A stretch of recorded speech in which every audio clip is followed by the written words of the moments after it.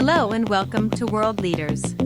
Many of us know that it's been quite some time that Sweden has been consistently pursuing a membership in the elite group, NATO. But for Sweden, getting a NATO membership looks like an iron pill to swallow. Sweden's application for NATO membership has been on hold for months.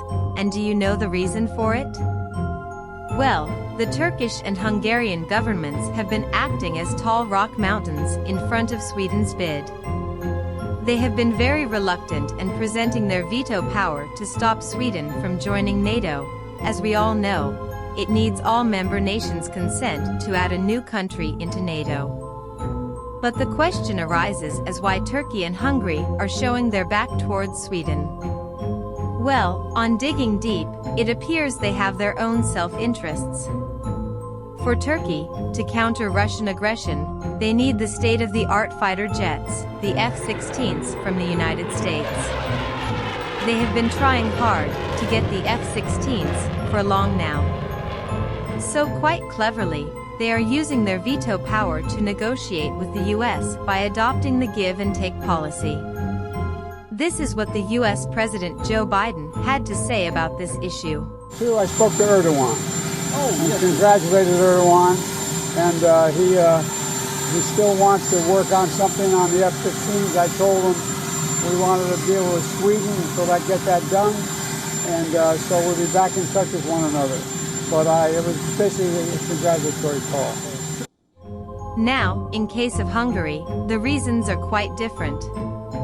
It looks a bit personal.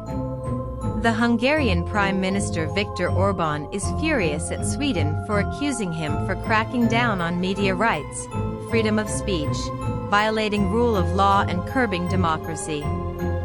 Sweden desperately needs Hungary's nod to join NATO, but Orbán is flexing his veto muscle, perhaps expecting a heartfelt apology from his Swedish counterpart.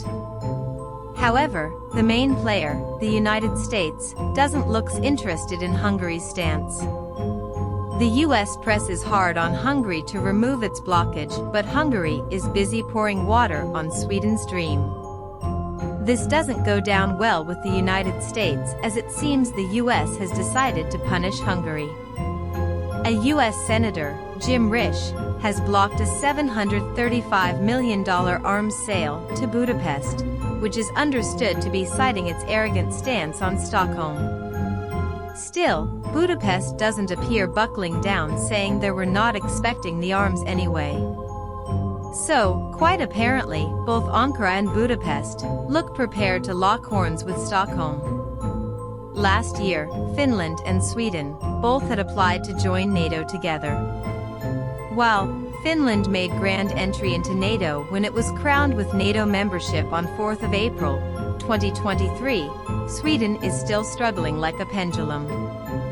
Speaking on the matter, the man in charge on the topic, Oscar Stenström, Sweden's chief negotiator on the matter, had this to say. I, from the Swedish side, argue that we have done enough to justify ratification of the Swedish application. We haven't reached a conclusion in that area. And we have agreed to continue the talks ahead of Vilnius, and then we can see. And I don't speculate when that decision will be taken, and this is a Turkish decision and a Hungarian decision.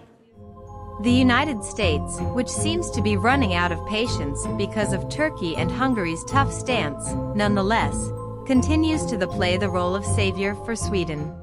So we believe, and you've heard from this president multiple times, that we believe Sweden should become a NATO member as soon as possible. That is what the president has said. He has shown his support. That is what we've seen from Congress as well.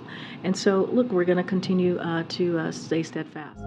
The U.S. president, on many forums, with no words minced, has advocated in favor of Sweden by saying that he, along with the U.S. Congress, wants Sweden to be a NATO member as soon as possible.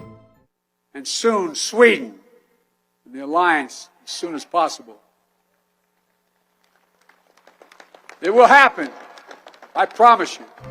For Sweden, evidently, they are running out of time as the upcoming NATO summit is around the corner. On 11th of July, in the high-profile NATO summit, Sweden would be desperate for their steadfast entry into NATO. Washington, D.C., along with Sweden's other supporters, would be looking to play proper cards, or go on to an extent of bringing a new card, for smooth welcoming of Sweden inside NATO. Sweden would be banking on their allies, but it would be interesting to see for how long Erdogan, the newly elected Turkish president, and Viktor Orban would sit on Sweden's application, resisting the mighty US pressure. Don't worry, we will surely update you once things roll out. Till then, stay healthy and keep watching, and thanks for watching.